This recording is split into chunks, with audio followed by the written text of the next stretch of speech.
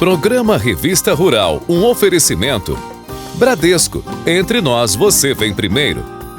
Elanco, líder global na produção de aditivos para melhorar desempenho. E Crop Life Brasil, mostre seu valor, não use produtos ilegais.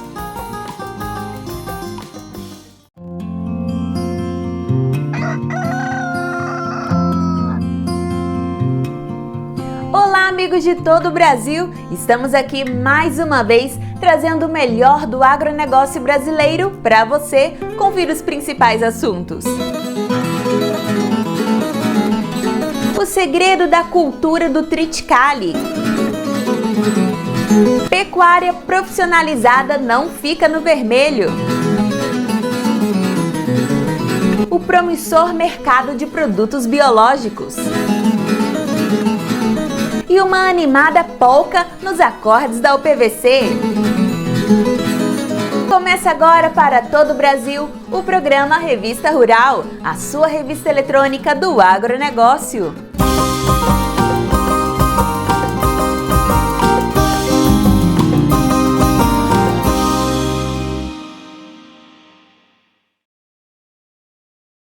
Pouco difundido no país, o triticale ainda enfrenta alguns desafios para se tornar uma boa opção de cultura para o produtor.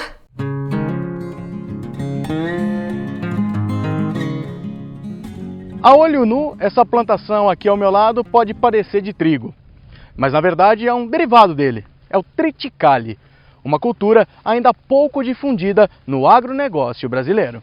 O triticale é um cruzamento de trigo com centeio, né? Esses triticales que nós temos aqui, na verdade, é a origem de cruzamento de Triticum durum com centeio. Não é de Triticum stivum, que é o que comumente nós usamos aqui, que é para pão, para biscoito e tal, né? O durum é especificamente para fazer massas, né? Então, quando você fala de massa, né, porque na Itália é bom, é al dente e tal, é porque eles fazem com durum, né?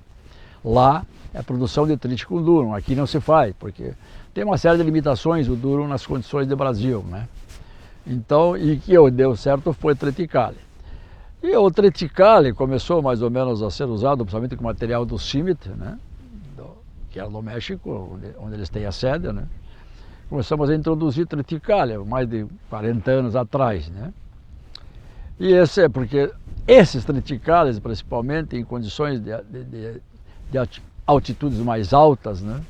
E temperaturas mais baixas, como por exemplo aqui no Paraná, ali em Guarapuava e tal, você colocava naquela época, as linhagens triticales chegavam a produzir 60% a mais do que as melhores linhagens de trigo. Com o ganho genético que o trigo tem apresentado ao longo dos últimos 40 anos, o triticale começou a passar por um problema que mudou todo o seu potencial comercial. Saber para qual destinação ele pode ser utilizado. Bom, destinada a mais para ração, isso não tem problema. Por exemplo, você pega no leste europeu, Polônia, um exemplo, né? Há 20 anos atrás, que eu sei, hoje depois eu não mais pesquisei, eles tinham 800 mil hectares de triticale, né?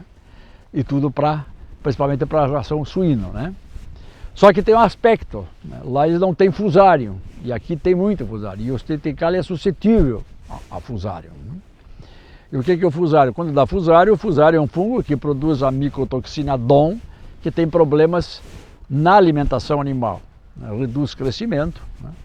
Então esse é um problema. Quando aqui no norte do Paraná, o fusário é muito menor, né? Principalmente mesmo em trigo, então dá mais um apelo ao triticale que não vai ter problema nisso, né? Mas aqui também há rendimento nessas regiões subtropical, realmente no Paraná aqui, de norte e oeste, ele cai um pouco o rendimento, não é como se fosse no... Mas mesmo assim tem as cultivares aqui, são muito produtivas. Por falar em manejo, o do triticale se assemelha bastante ao da cultura que o originou. E empresas de pesquisas têm feito alguns experimentos em adubação da cultura. Um pouquinho depois que ele germina, a semente é um pouquinho mais, como te disse, já melhorou muito, mas ainda com um pouco de vigor, né? Mas na hora que ele germina e vem, inclusive, é uma cultivar bastante rústica, né? É bastante resistente à saturação de alumínio do solo. É verdade que hoje todos esses solos são corrigidos, né? Já não há mais problema. Hoje não há agricultor que não tenha solos corrigidos e bem adubados. Senão não teria sobrevivido, já cai fora, né, do mercado, sem dúvida nenhuma, né. Então, por exemplo, agricultor que usa baixo manejo de adubação, mesmo de manejo de solo e tal, e não tem muito interesse em grande quantidade, por exemplo, sítios e querem fazer rotação, ela é interessante porque você usa até a possibilidade de você usar menos adubo, né, e menos fertilidade de solo e ainda produzir relativamente bem, né. Mesmo com menos trabalhos científicos na área de manejo, sabe-se que o triticale é suscetível à germinação na espiga. E para auxiliar o produtor, a Embrapa desenvolveu um material resistente, sendo o primeiro do mercado. Teve um agricultor aqui que produziu ano passado 4 cultivares de triticale para semente, né? Perdeu tudo, né? Germinação na espiga, né? Com chuvas da colheita, perdeu tudo, né? Então aí começa a ter mais problemas também, né? Então todos esses aspectos têm que ser pensados antes de você começar. E ver se vale a pena você pôr muito dinheiro no melhoramento genético. Já temos deficiência hoje financeira nas outras culturas, principalmente de trigo, né? Você imagine na triticale. Então, se você não tiver um aporte financeiro para desenvolver essa, né? E isso só vai partir das instituições governamentais, né? Como a Embrapa, outra, né?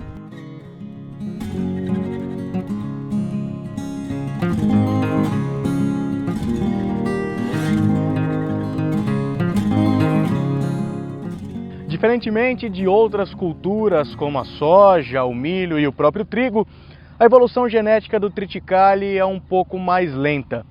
E para que isso mude e o cenário seja outro, é preciso fomentar essa cultura. O que hoje você usa, inclusive no melhoramento, é mapeamento genético, você saber onde está determinadas locos, onde você encontra resistência a determinada doença ou, por exemplo, resistência à germinação na espiga, a gente tem. Mas você vai introduzir isso no cruzamento mesmo e isso é. Então eu não vejo aqui que você vai ter um avanço espetacular no triticale e precisa definir muito bem a qualidade. Testes que testem a qualidade, como tem no trigo.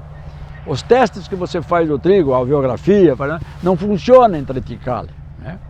Então precisa desenvolver primeiro isso também, para você ter uma informação maior ao moageiro, né? Agora precisa ver o apelo comercial disso, né? Então isso não é assim tão rápido, né? Tem os aspectos científicos, aspectos técnicos, aspectos comerciais, né? De tudo que é isso, né? Atualmente, Paraná, São Paulo e Rio Grande do Sul são os estados que produzem o cereal. Ao todo, cerca de 16 mil hectares são plantados.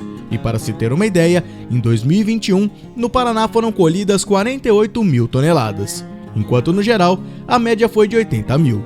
O que o moageiro está fazendo, quando ele compra, ele faz mesclas com trigo, para inclusive baixar um pouco a força de glúten de alguns trigos muito fortes. Isso faz demais. E principalmente, dizem que em São Paulo também tem um moinho que faz está fazendo massa para pizza, alguma coisa, mas isso sempre também mescla com trigo.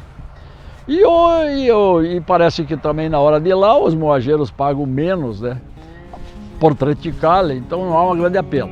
Gargalo principal, por não ter uma farinha que seja pura para a utilização, a cultura acaba perdendo força econômica no interesse dos moinhos compradores. E esse é comércio, né? E o moageiro comanda a comercialização, que manda, ele diz, vou pagar porque eu tenho que fazer misturas, eu não posso fazer muita, então ele não compra muito também, né?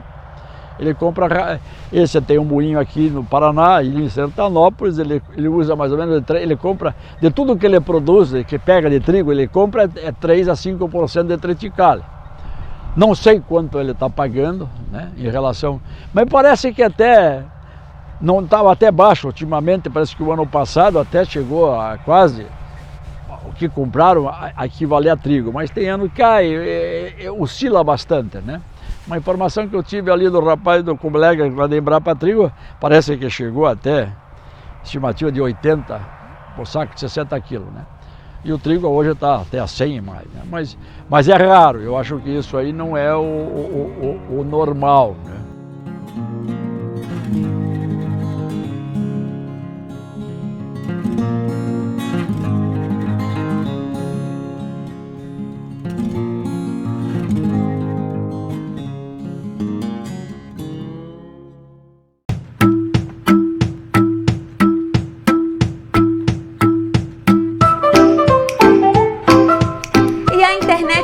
continua sempre nos surpreendendo com vídeos incríveis.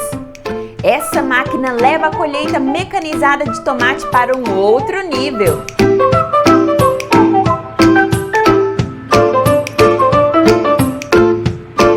Uma geringonça esperta não podia faltar, né?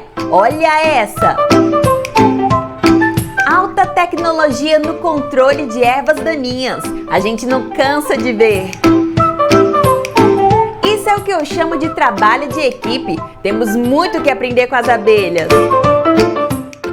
O sucesso da atividade pecuária pode ser sedimentado em 6 importantes pilares. Seguindo à risca essa cartilha, o produtor aumenta em muito as chances de lucro na criação.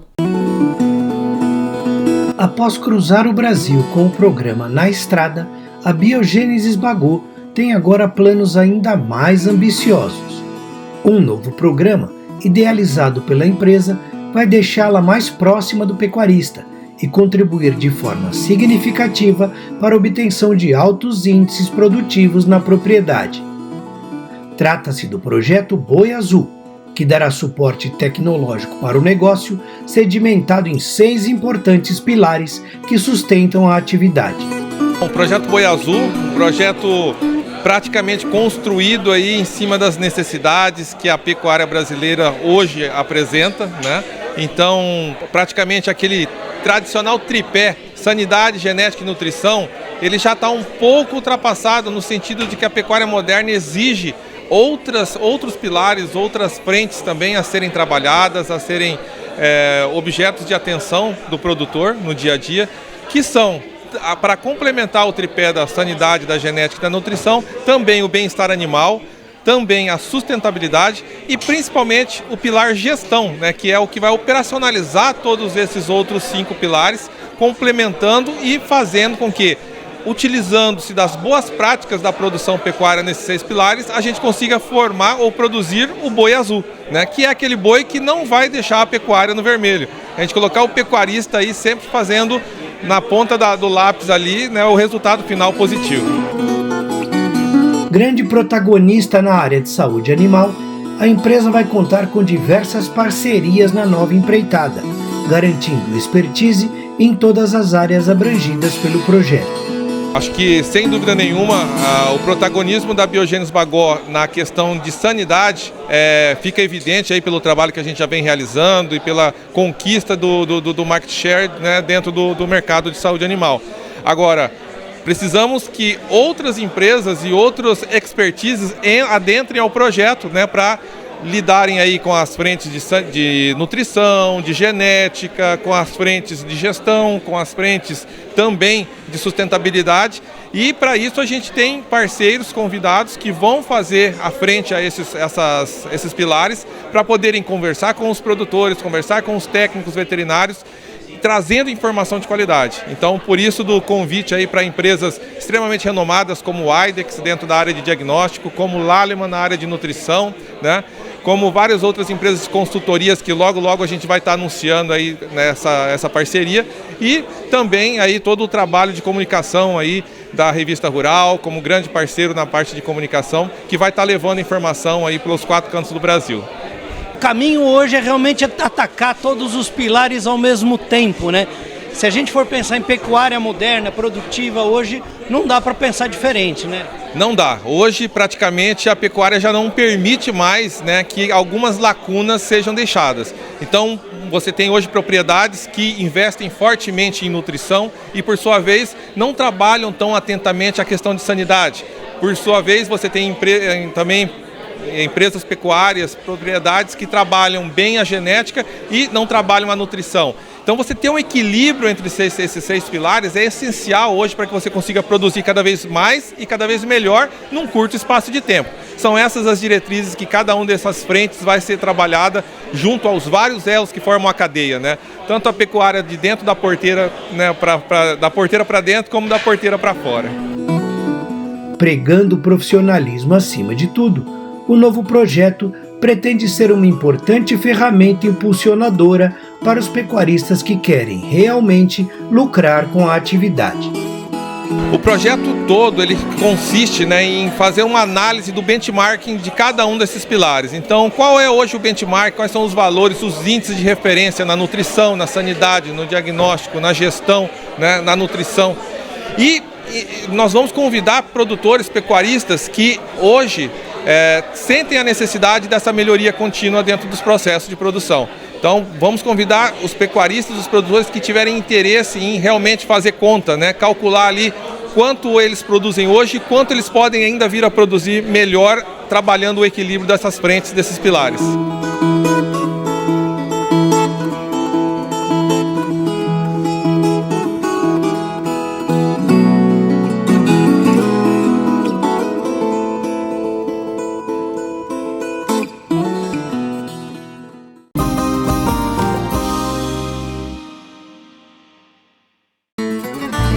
Se tem boi de orelha baixa, se tem boi orocochô, se tem tristeza no gado, me chama que jeito eu dou. Com saúde e cuidado, o resultado melhora. Aqui tem Kinetomax pra atacar a infecção. Pra fazer a escolha certa, cana segue 7%. Tristeza parasitária, acabou o sofrimento. Agora é só alegria, começou um novo tempo.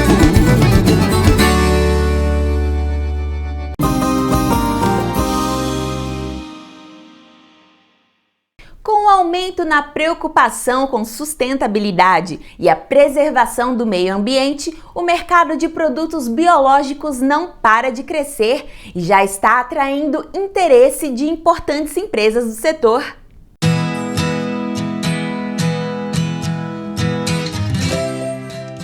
No período de safra da soja, a inclusão de produtos biológicos pode garantir sanidade e potencializar a produtividade da cultura.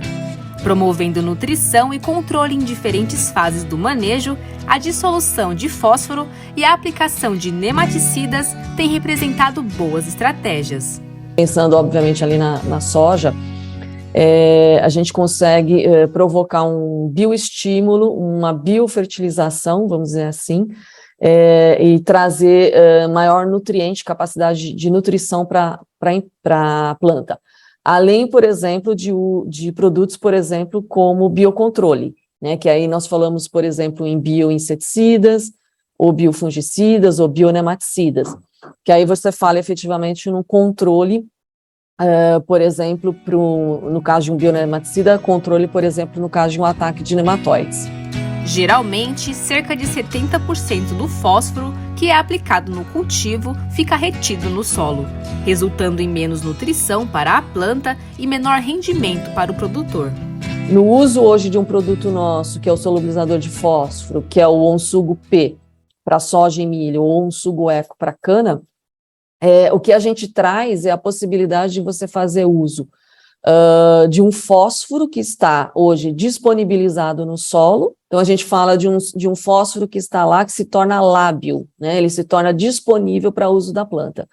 Então nós não estamos falando aqui de reduzir fosfatação, né? Reduzir a adubação, não é isso.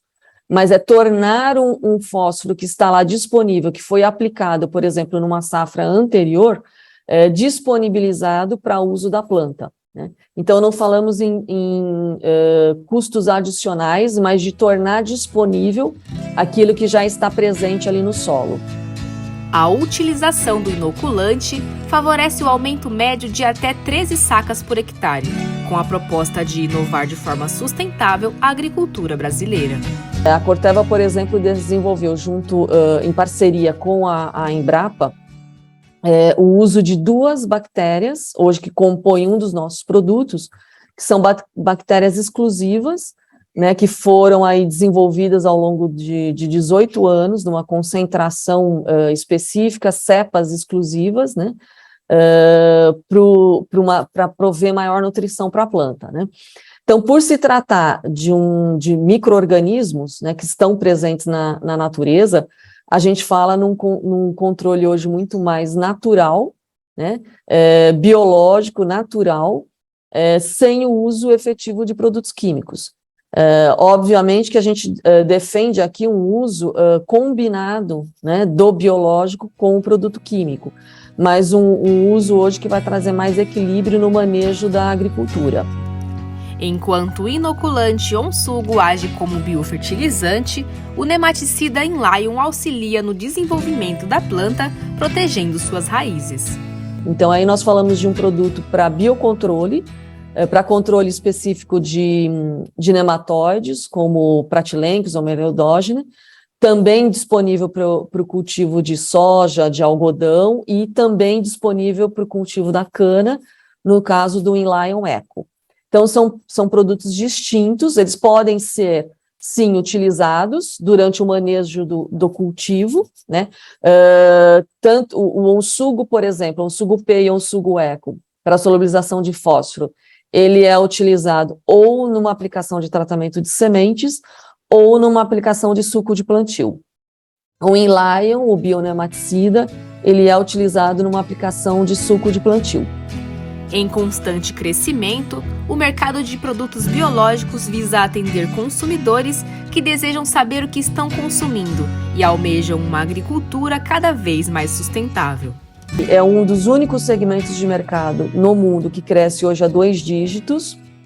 Então, hoje, por exemplo, existe uma previsão por algumas órgãos de pesquisa, Durham, por exemplo, é um deles, que fala que o mercado de biológicos no mundo em 2022 deve atingir, por exemplo, 12 bilhões de dólares. E é um mercado que, ano a ano, cresce 2 dígitos. No Brasil, para a safra de 2021, se registrou um crescimento de quase 37%, batendo ali 1,8 bilhões de reais. Estima-se, por exemplo, a consultoria Blink estima que antes de 2030, o mercado brasileiro, por exemplo, deve chegar a mais de 4 bilhões de reais. O mercado brasileiro tende, sim, a ocupar um primeiro lugar, né, junto ali com os Estados Unidos num primeiro momento, mas depois ultrapassando a adesão na cultura brasileira.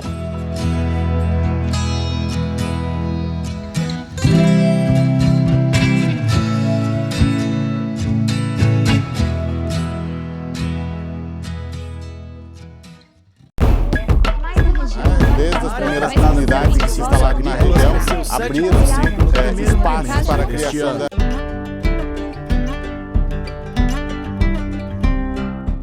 No Brasil, a pecuária leiteira inova frequentemente e já é possível aliar produtividade com sustentabilidade e viabilizar o bem-estar animal. Mas para acompanhar esse constante desenvolvimento, o produtor também precisa se atualizar para prosperar. O primeiro passo seria o produtor procurar ajuda. O produtor ele tem que estar inserido nessas novas tecnologias que estão surgindo no mercado. Ele precisa de uma maior profissionalização e, sem dúvida, gestão dentro da propriedade.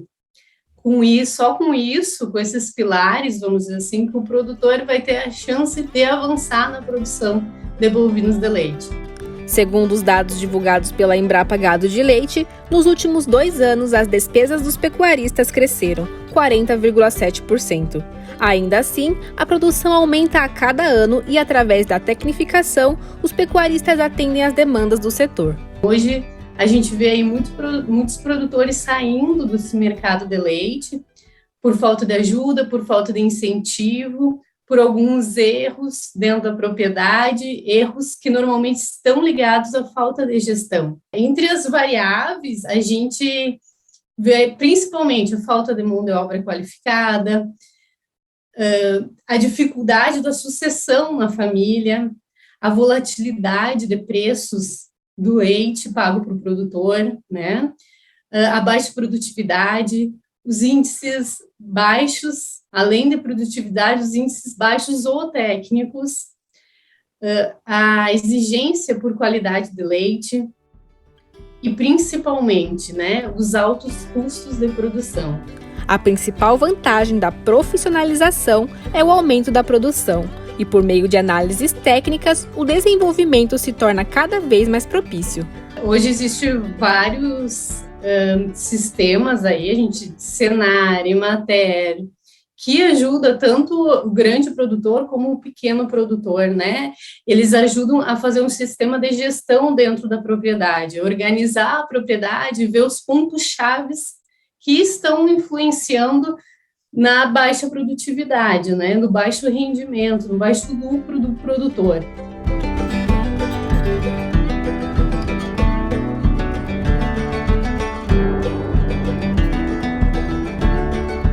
Então, a minha dica é procurem essa assistência técnica qualificada, seja altamente eficiente.